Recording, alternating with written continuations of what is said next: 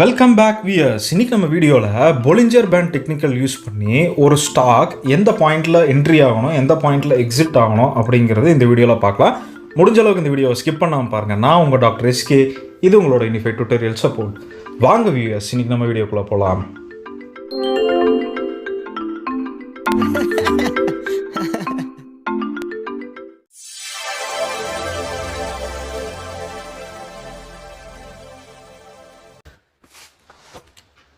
வியூஎஸ், நம்ம வந்து ஏற்கனவே கடைசி 2 வீடியோ வந்து உங்களுக்கு டெக்னிக்கல் சம்மந்தப்பட்ட ஒரு வீடியோ தான் போட்டுட்ருக்கேன். நேற்று வந்து உங்களுக்கு ஆர்எஸ்ஐ டெக்னிக்கல் யூஸ் பண்ணி எப்படி ட்ரேட் பண்ணுறது அப்படிங்கிற ஒரு வீடியோ நம்ம பார்த்துருக்கோம். முந்தா நேற்று வந்து நம்ம என்ன பார்த்தோம் அப்படின்னா, நம்ம எம்ஏசிடி, அதாவது moving average convergence and divergence technical use பண்ணி எப்படி ஒரு ஸ்டாக் வாங்கலாம் விற்கலாம் அப்படிங்கிறது பார்த்தோம். இன்றைக்கி நம்ம வந்து எதை பார்க்க போகிறோம் அப்படின்னா, இன்றைக்கி வந்து பாலிஞ்சர் பேண்ட்ஸ் வச்சு எப்படி நம்ம வந்து டெக்னிக்கல் யூஸ் பண்ணி எப்படி நம்ம ஸ்டாக் வந்து எது பை பாயிண்ட்டு எது செல் பாயிண்ட்டு அப்படிங்கிறத நம்ம பார்க்க போகிறோம். ஸோ கிட்டத்தட்ட இந்த பாலிஞ்சர் பேண்ட்ஸும் வந்து it is similar to RSI, the relative strength index மாதிரி தான். இந்த பாலிஞ்சர் பேண்ட் வந்து என்ன நம்மளுக்கு சொல்லும் அப்படின்னு கேட்டிங்கன்னா, ஃபார் எக்ஸாம்பிள் இந்த ஸ்டாக் வந்து ஓவர் சோல்டு ரீஜனில் இருக்கா இல்லை ஓவர் பாட் ரீஜனில் இருக்கா, ட்ரெண்ட் எப்படி போயிட்டுருக்கு அப்படிங்கிறது வந்து இது வந்து நம்மளுக்கு எடுத்து காட்டும். ஸோ இந்த இண்டிகேட்டரை வந்து நம்ம எப்படி அப்ளை பண்ணலாம் அப்படின்னு பார்த்தீங்கன்னா, இந்த இண்டிகேட்டர் நம்ம அப்ளை பண்ணுறதுக்கு நான் இப்போ அப்போலோ ஹாஸ்பிட்டலோட ஒரு 15 மினிட்ஸ் கேண்டில் ஸ்டிக் சார்ட் எடுத்துருக்கேன். அதே in.tradingview.com தான். உங்களுக்கு இந்த சார்ட் எப்படி எடுக்கணும் அப்படின்னு கேட்டிங்கன்னா, in.tradingview.com அதுக்குள்ளே போய்ட்டு நீங்கள் இந்த சார்ட் எடுத்துக்கலாம். ஸோ இப்போ நான் வந்து என்ன இண்டிகேட்டர் யூஸ் பண்ண போகிறேன்னா அப்படின்னா, நான் ஏற்கனவே சொன்ன மாதிரி பாலிஞ்சர் பேண்ட்ஸ் இண்டிகேட்டர் தான் யூஸ் பண்ண போகிறேன். இந்த Bollinger band strategy directed, percentage with இதெல்லாம் இருக்கும். நம்ம இங்கே பாலிஞ்சர் பேண்ட்ஸ் இது மட்டும்தான் நம்ம எடுக்க போகிறோம். இப்போ எடுத்ததுக்கப்புறம் பார்த்தீங்க அப்படின்னா, உங்களுக்கு இந்த மாதிரி ஒரு வியூ கிடைக்கும். இந்த மாதிரி உங்களுக்கு வந்து பார்த்திங்கன்னா ஒரு நதி போகிற மாதிரி உங்களுக்கு ஒரு வியூ காட்டும். இதில் பார்த்தீங்கன்னா சில இடம் வந்து ரொம்ப நேரோவாக இருக்கும். இந்த ஏரியா பாருங்களேன், மண்டே 21 நவம்பர் 1915 ஒரு 10, 11, 12 o'clock வரைக்குமே ரொம்ப நேரோவாக இருக்குது. இந்த நேரோ ஏரியாவில் என்ன சொல்லுவாங்க அப்படின்னா, இந்த ஏரியா வந்து வொலட்டிலிட்டி ரொம்ப கம்மியாக இருக்கிறதுனால வந்து பெருசாக ட்ரேட் எடுத்துருக்க மாட்டாங்க இந்த ஏரியாவில். பட் நீங்கள் இந்த ஏரியா பார்த்தீங்கன்னா ரொம்ப வைடாக இருக்கும். இந்த ஏரியா ரொம்ப வைடாக இருக்கும், இந்த ஏரியா ரொம்ப வைடாக இருக்கும். ஃபார் எக்ஸாம்பிள் பாருங்கள், ஃப்ரைடே 11th நவம்பர் 11:15 அன்றைக்கி ஈவினிங் 3:15 வரைக்குமே ரொம்ப வைடாக இருக்குது. இது வந்து ரொம்ப வைடாக இருக்க ஏரியாவில் வந்து பார்த்திங்கன்னா உங்களுக்கு வந்து ரொம்ப வாலட்டிலிட்டி ரொம்ப ஜாஸ்தியாக இருக்கும். ஸோ இந்த பேண்டை வச்சு நம்ம எப்படி நமக்கு வந்து ஒரு பை சிக்னல் செல் சிக்னல் எடுக்கிறதுனா, இந்த பொலிஞ்சர் பேண்ட்ஸில் நிறைய பேர் ஒரு தப்பு பண்ணுவாங்க. ஸோ இந்த இது பாருங்களேன், இங்கே பாருங்கள், இந்த அப்வர்ட் மூமெண்ட் பாருங்களேன், February 11th கிட்டத்தட்ட 12 o'clock வந்து பார்த்திங்கன்னா உங்களுக்கு மேலே இருக்குது. ஸோ எல்லாம் என்ன நினைப்பாங்க, இது வந்து அப்பர் பேண்டில் இருக்குது, இது ரொம்ப ஓவர் பாட் ரீஜியனு. டக்குன்னு உடனே என்ன பண்ணுவாங்கன்னா, இண்டிகேட்டர்ஸ் போய் ஆர்எஸ்ஐ எடுத்துருவாங்க, இல்லைனா வந்து உங்களுக்கு வந்து எம்ஏசிடி எடுத்துருவாங்க. எம்ஏசிடி நான் உங்களுக்கு ஆல்ரெடி சொல்லியிருந்தேன், moving average convergence and divergence. அந்த வீடியோ பார்க்காதவங்க நீங்கள் போயிட்டு நீங்கள் மேலே ஐகாலில் கொடுக்குறேன், அந்த டெக்னிக்கலையும் போய் பார்த்துட்டு வந்துடுங்க, உங்களுக்கு இன்னும் ஈஸியாக போயிடும்.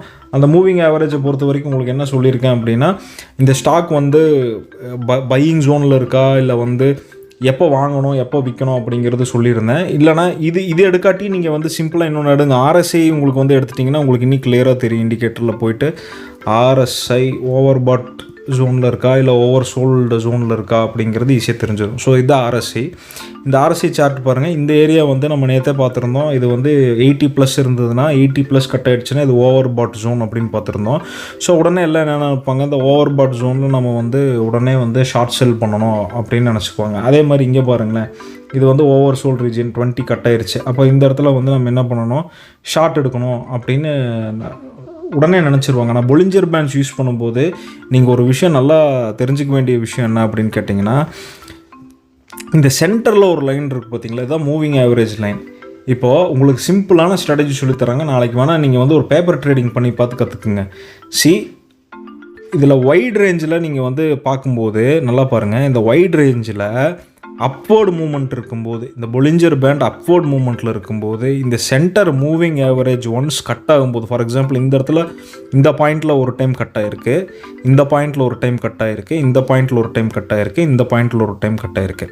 ஸோ இந்த பாயிண்ட்ஸ் கட் ஆகிற பாயிண்ட்ஸ் இது வந்து ரீட்ரேஸ்மெண்ட் ஆகிருக்குன்னா, இந்த பாயிண்டில் அப்வர்டு மூமெண்ட் அப்போ இந்த பாயிண்ட் இந்த சென்டர் லைன் வந்து கேண்டில் ஸ்டிக்ஸை கட் ஆகிட்டு போகும்போது இந்த பர்டிகுலர் பாயிண்ட், அதாவது February 11, 12 o'clock இந்த பாயிண்டில் நீங்கள் ஒரு பை எடுத்திருந்தீங்க அப்படின்னா, அங்கேருந்து ஒரு 10 பாயிண்ட் நீங்கள் வந்து ஈஸியாக வந்து அதாவது வந்து 4397 நீங்கள் வந்து ஒரு 12:30 மணிக்கு வாங்கியிருந்தீங்க அப்படின்னா 1:45க்கு நீங்கள் ஒரு 20 பாயிண்ட்ஸில் நீங்கள் வந்து வித்துட்டு வெளியில் வந்துருக்கலாம்.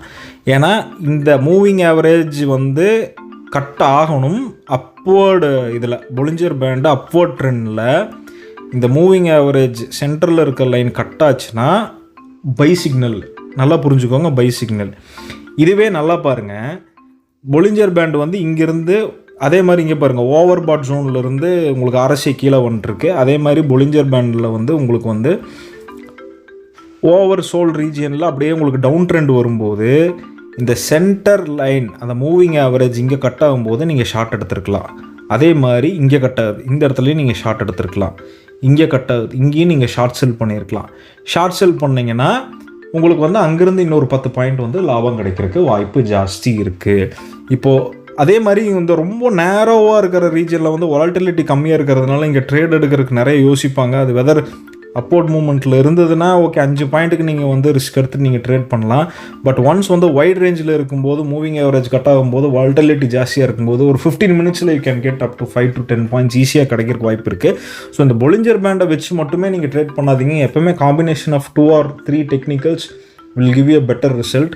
ஸோ என்னை பொறுத்த வரைக்கும் RSI, Bollinger band and MACD இந்த 3 நீங்கள் யூஸ் பண்ணி பாருங்கள்.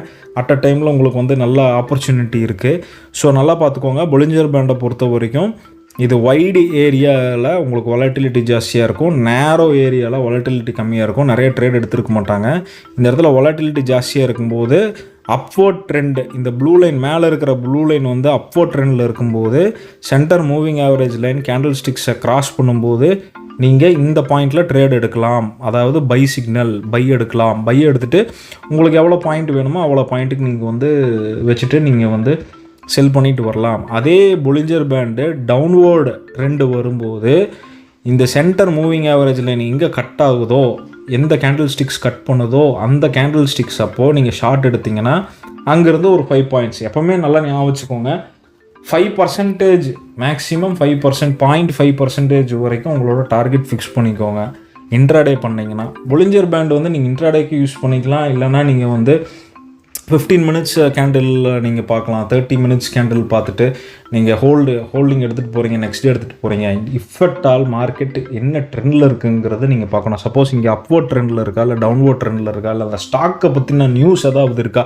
இங்கே அப்வர்ட் ட்ரெண்டு போகுது, டக்குன்னு டவுன்வர்ட் ட்ரெண்டு வரக்கும் ஈஸியாக வரக்கு வாய்ப்பு இருக்குது. சப்போஸ் இங்கே பாருங்கள், இந்த இடத்துல நீங்கள் வந்து கட் ஆகும்போது தான் நீங்கள் பை எடுத்திருக்கீங்க. அப்போ அங்கேருந்து கொஞ்சம் கீழே வருது, உடனே நீங்கள் என்ன நினச்சிக்கிங்க, கீழே வருதுன்ட்டு ஸ்டாப் லாஸ் போட்டோன்னா ட்ரிகர் ஆயிரும். நீங்கள் கொஞ்சம் வெயிட் பண்ணணும். இந்த பாயிண்ட் கட் ஆகி இந்த ஸ்டாக்கோட பெர்ஃபார்மன்ஸ் அன்றைக்கி எப்படி இருக்குது, அப்போ ட்ரெண்டில் இருக்கா, லோவர் ட்ரெண்டில் இருக்கான்னு பார்க்கணும். இந்த ஸ்டாக்குக்கு அன்றைக்கி நியூஸ் பெருசாக இருக்கக்கூடாது.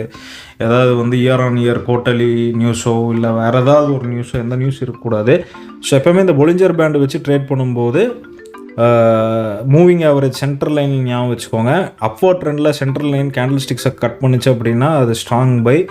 அதே மாதிரி டவுன்வர்ட் ட்ரெண்டில் அந்த கேண்டில் ஸ்டிக் கட் பண்ணிச்சுன்னா அது ஷார்ட் சிக்னலு.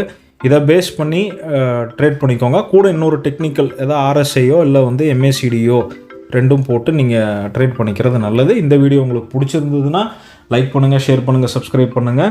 மேலும் பல சுவாரஸ்யமான தகவலுக்கு மேலே ப்ளேலிஸ்ட்டில் உங்களுக்கு ஸ்டார்ட் ட்ரேடிங்கோட ப்ளேலிஸ்ட் கொடுக்குறேன். அங்கே போனீங்கன்னா நிறைய வீடியோ இருக்கும், உங்களுக்கு ரொம்ப யூஸ்ஃபுல்லாக இருக்கும்னு நினைக்கிறேன். ஸோ இந்த டெக்னிக்கலை வச்சு நாளைக்கு வந்து ட்ரேட் பண்ணாதீங்க, சும்மா ஒரு பேப்பர் ட்ரேட் மட்டும் பண்ணி பாருங்கள். இது ஒர்க் அவுட் ஆகிடுச்சுன்னா கமெண்ட்டில் லீவ் பண்ணுங்கள். So thank you so much for வாட்சிங். மீண்டும் நாளைக்கு வேறு ஒரு டெக்னிக்கல் உங்களை வந்து சந்திக்கிறேன்.